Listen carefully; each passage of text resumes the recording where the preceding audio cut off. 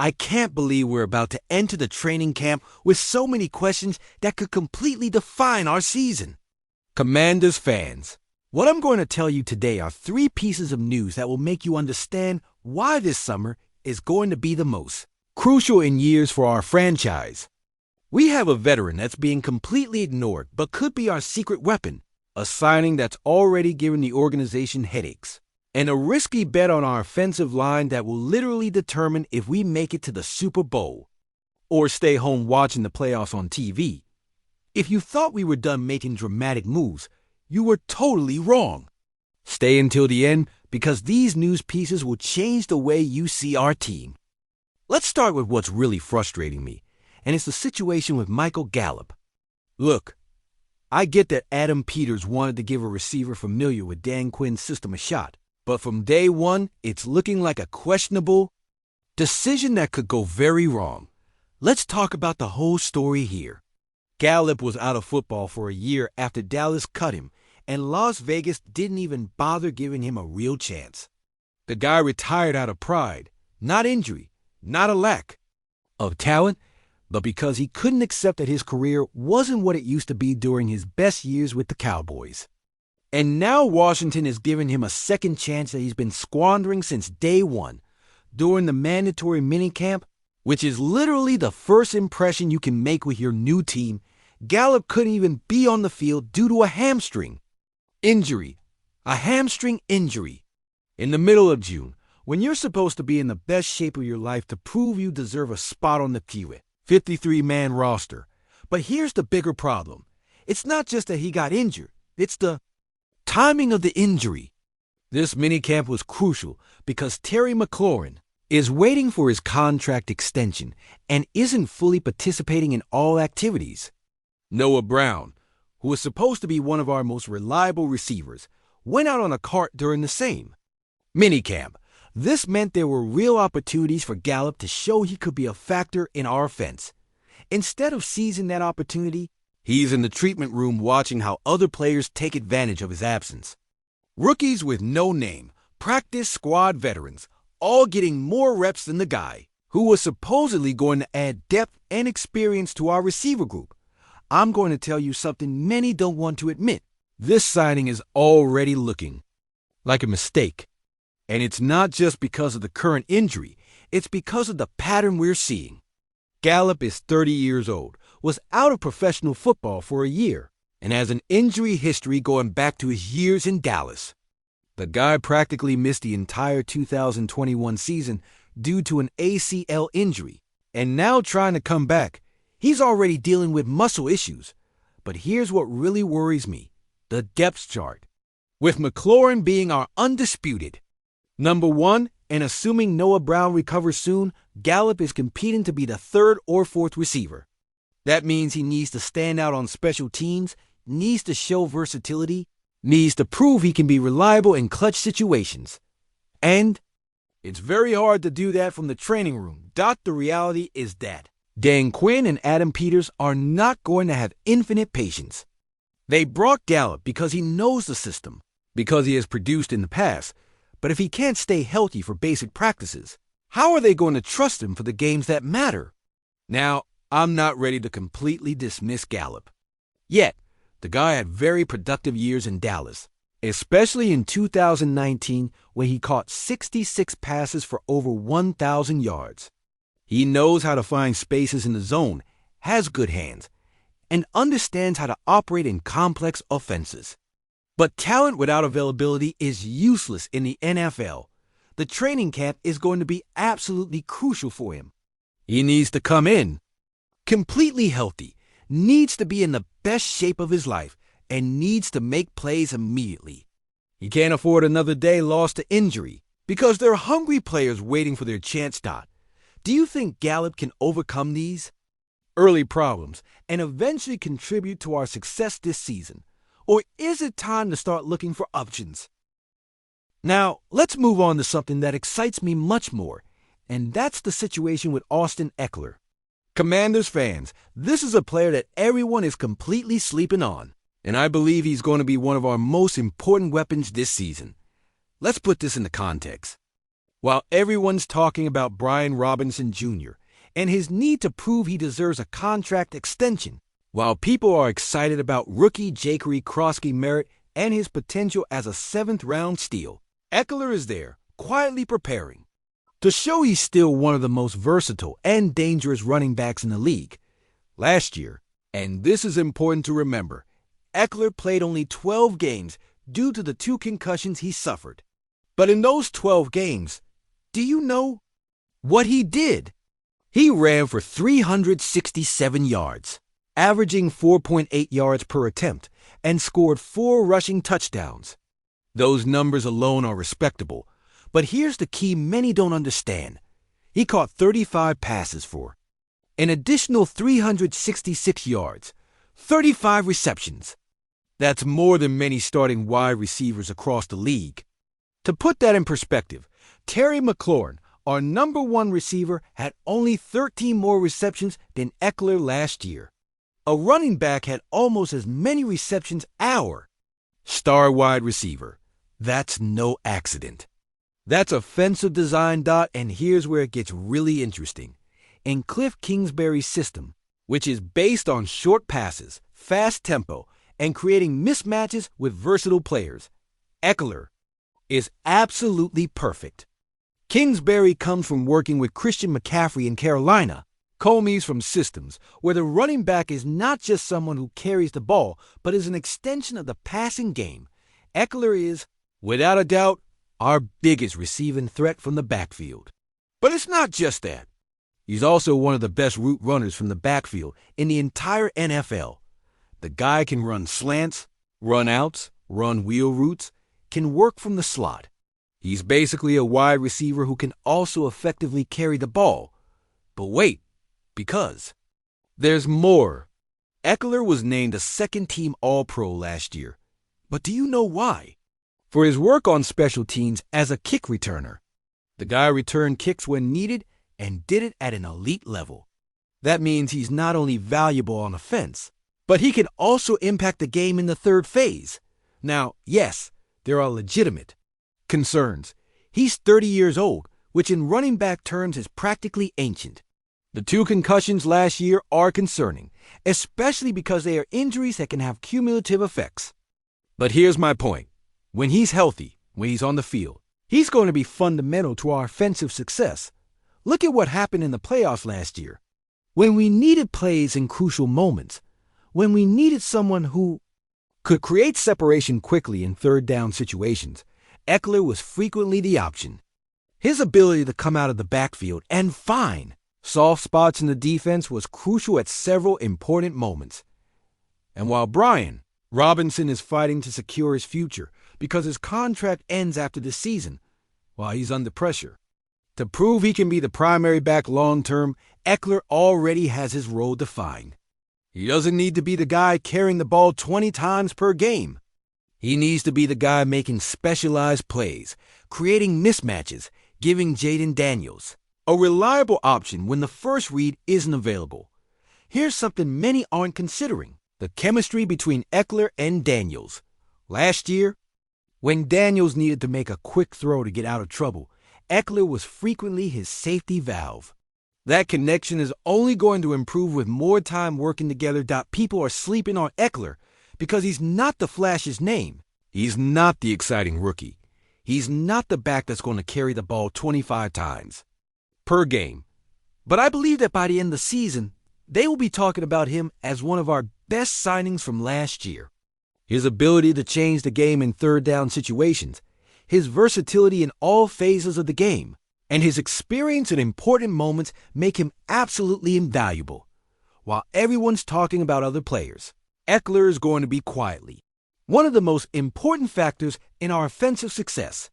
And when the playoffs come, when we need players who know how to win in big moments, you'll be very glad to have him on the roster. Do you agree with me that Ekeler is going to be more important to our success than most people think? Or do you believe concerns about his age and injuries are too significant? And now we come to the news that's literally keeping me up at night, because this decision will determine if we have a historic season or if we go home early in January.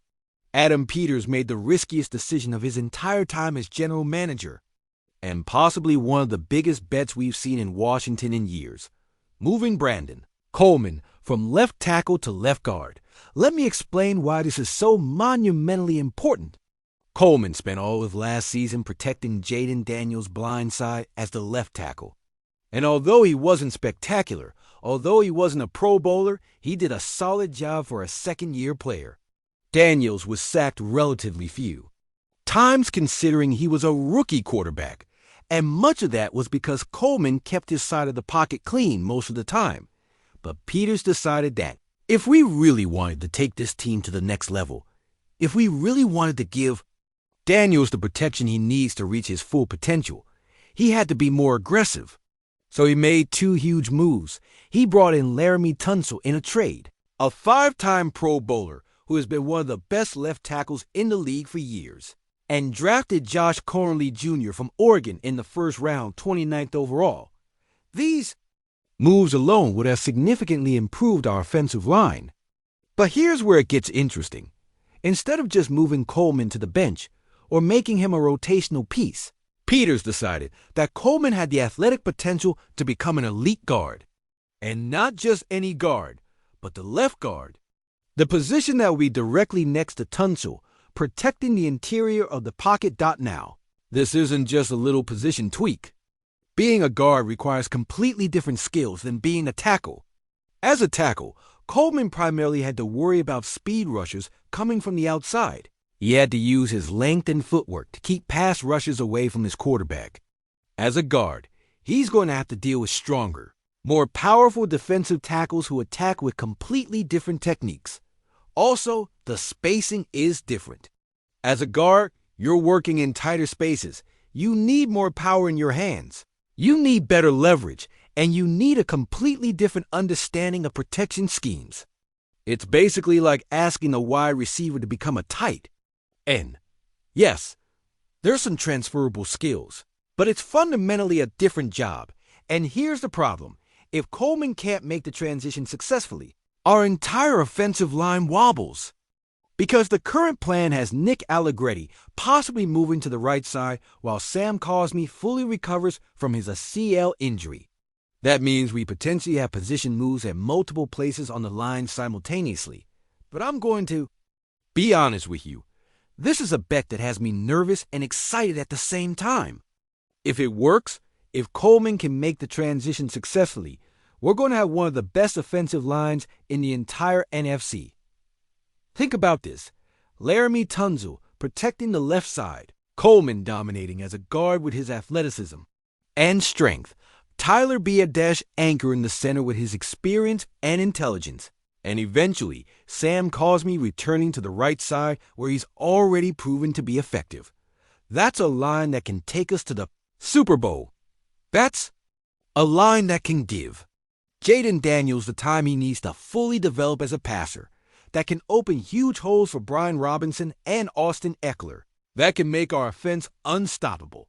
But if it doesn't work, if Coleman can't adapt, if the connections don't develop quickly, then Jaden Daniels is going to be running for his life again.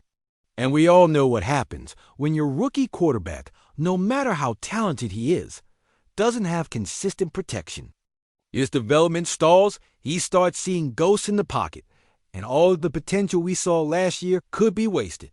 The training camp is going to be absolutely crucial.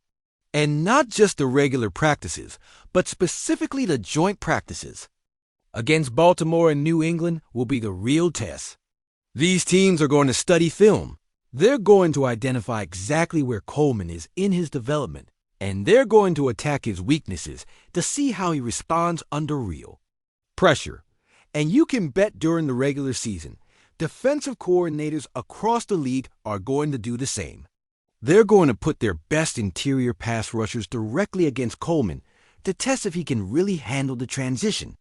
They're going to use stunts and twists specifically designed to confuse him and see if he can communicate effectively. With Tunsil and Biadasz, the pressure is completely on him. But here's why I have hope. Coleman has the perfect athletic profile to be an elite guard. He has the necessary strength. He has the footwork. and he has the intelligence to understand complex schemes. Plus, he's going to have Tunsil, an established veteran, right next to him to help with communications and adjustments. Tyler Biadasz, who's already proven to be a solid center, will also be there to help with pre-snap identifications. But more important than all that, Adam Peters wouldn't have made this move if he didn't completely believe Coleman could handle it. Peters has shown he's not afraid to make tough moves, but he's also shown he does his homework. If he sees something in Coleman suggesting he can be successful as a guard, I trust that judgment. Here's something else many aren't considering. This move also gives us incredible flexibility. If for some reason Tunsil gets injured, Coleman can potentially move back to tackle temporarily. If Cosme doesn't return 100% from his injury, we can adjust the entire line as needed. This versatility is invaluable in a league where injuries are an inevitable. And finally, let's talk about timing.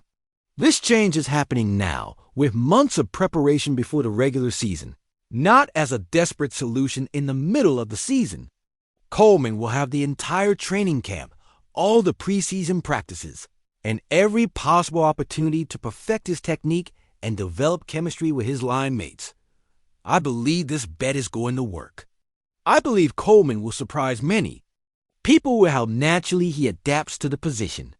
And I believe by the end of the season, we'll be talking about this decision as the move that transformed our offense and put us in position to compete for a championship. I ask you this. Do you think Coleman can successfully make the transition and give us the dominant offensive line we need to protect Jayden Daniels and take us to the next level? Or do you think Peters is taking too big of a risk with something as fundamental as the protection of our quarterback? Commanders fans, these three news pieces show us exactly where we are as an organization and where we're headed. We have questionable decisions like Gallup's that are already causing problems and showing not every move will work perfectly. We have underestimated veterans like Ekeler who could be the key to our success if people finally recognize their value. And we have enormous bets like Coleman's transition that will define not only this season, but potentially the future of our franchise. But let me tell you something, and this is important. I'd much rather have an organization that takes calculated risks, that isn't afraid to make bold moves, than one that plays it safe and settles for mediocrity. Adam Peters has shown he has the guts to make the tough decisions that will separate us from the rest of the division and put us in position to compete for real championships. Some of these moves are going to fail. Probably. Are they all going to work perfectly? Definitely not. But that's the nature of building a championship caliber team. You have to be willing to fail for the chance to win big. What excites me about all this is that we finally have an organization that isn't satisfied with just making the playoffs. We're building something special. We're making the decisions that winning teams make, and we're putting our players in position to reach their full potential. The training camp is going to be absolutely crucial for determining how these stories unfold. Can Gallup overcome his health issues and contribute? Is Ekeler going to continue being that versatile weapon that gives us advantages in specific situations? Can Coleman make the most important transition of his professional career? These are the questions that will define our season. And honestly, it's exciting to be in a position where we're asking how to optimize our talent instead of wondering if we have enough talent to compete. What do you think? Can Gallup recover and eventually make the impact we hoped for when we signed him? Is Ekeler going to be more crucial to our success than most people are predicting? Can Coleman make the transition that could literally determine whether we have an elite or problematic offensive line? Let me know in the comments, because I genuinely want to know what you think about these decisions that will define the coming months. And more importantly, do you believe Adam Peters is taking the right risks to build a real contender? Or are you worried some of these bets are too risky? Because at the end of the day, this is our window with Jayden Daniels on his rookie contract, and we need to maximize every opportunity. If this information was useful to you, if you learned something new about our Washington Commanders, if you now better understand the dynamics that will determine our success this season, like this video right now. This helps me tremendously and tells me you want more content like this. And if you want to continue being part of this family that lives and breathes burgundy and gold, that is committed to following every move, every decision, every development that affects our team, subscribe to the channel right now. Here you'll get the deepest, most passionate, and most informed analysis of everything happening with Washington. Because at the end of the day, we're more than fans. We're a family united by the passion to see our team not just compete, but dominate. We're the people who understand that building a championship team requires bold decisions, requires calculated risks, and requires the patience to see those bets develop. Join us on this journey, because when our moment comes, when we're celebrating in January and February, you'll want to have been part of this whole build-up from the beginning. And remember, hail to the Commanders!